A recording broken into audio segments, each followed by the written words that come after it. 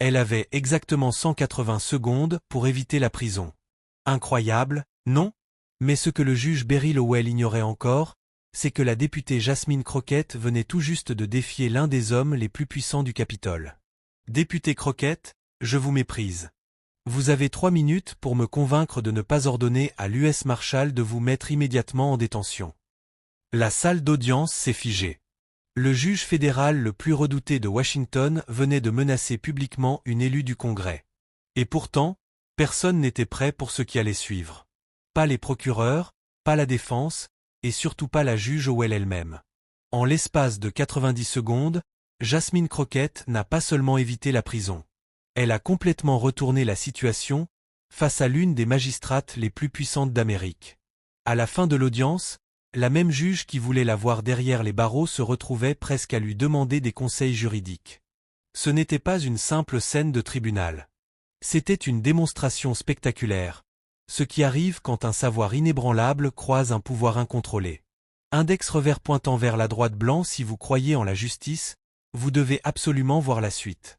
Likez, abonnez-vous, et découvrez comment cette députée avocate a transformé une menace d'incarcération en l'une des victoires judiciaires les plus incroyables de ces dernières années. Une histoire qui va littéralement vous laisser sans voix. La juge Berry Lowell, 67 ans, était connue pour sa sévérité glaciale. Nommée en 2010 au tribunal fédéral de Washington D.C., elle avait la réputation de ne jamais tolérer l'impréparation ni les critiques.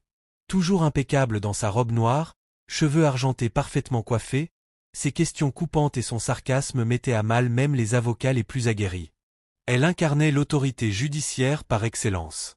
En face d'elle, Jasmine Crockett, 43 ans, jeune élue du Texas. Avant son élection, c'était une brillante avocate spécialisée en droit civil.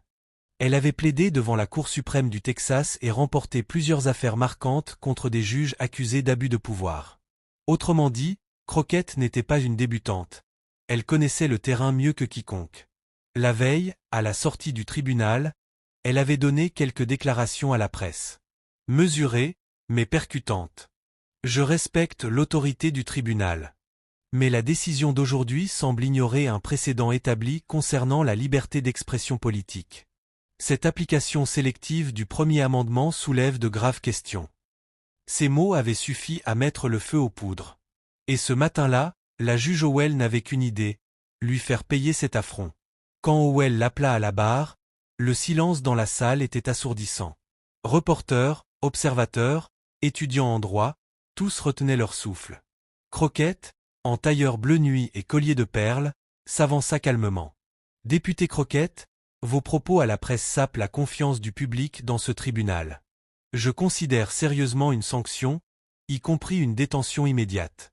Vous avez 5 minutes pour m'expliquer pourquoi je ne devrais pas vous tenir pour outrage. Pas une once de panique chez Crockett. Elle sortit un dossier de cuir, leva les yeux et répondit d'une voix claire, respectueuse, mais ferme. Merci, votre honneur. Avant toute chose, je tiens à préciser dans quelle capacité je suis ici. D'une part, comme membre du Congrès, chargé de veiller au bon fonctionnement de notre système judiciaire. D'autre part, comme avocate spécialisée dans les limites constitutionnelles du pouvoir d'outrage. Puis, pièce après pièce, elle sortit des documents. Des arrêts de la Cour suprême. Des extraits de précédents judiciaires. Même des citations de jugements passés de la juge Howell elle-même. En quelques minutes, Crockett fit basculer l'équilibre du pouvoir. Ce qui ressemblait à une condamnation certaine se transforma en un cours magistral de droit constitutionnel, donné par une élue au juge le plus craint de Washington. À la fin, contre toute attente, la juge Howell retira purement et simplement son avertissement pour outrage. Mais ce n'est pas tout. Elle alla encore plus loin, demandant à la députée Crockett de soumettre officiellement son analyse juridique dans l'affaire en cours. Un renversement historique. Index revers pointant vers la droite blanc. Ce moment restera gravé dans l'histoire judiciaire comme un exemple éclatant de ce que peuvent accomplir le sang-froid, la préparation et la connaissance du droit. La suite? Des gros titres partout. Washington Post, d'un affrontement à une collaboration.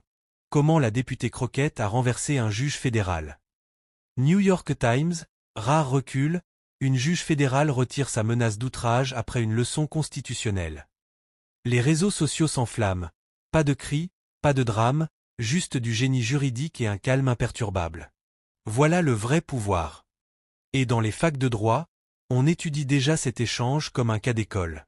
Parce qu'au final, Crockett l'a prouvé. Index revers pointant vers la droite blanc quand on connaît la loi, on n'a pas besoin d'élever la voix. La Constitution parle déjà assez fort.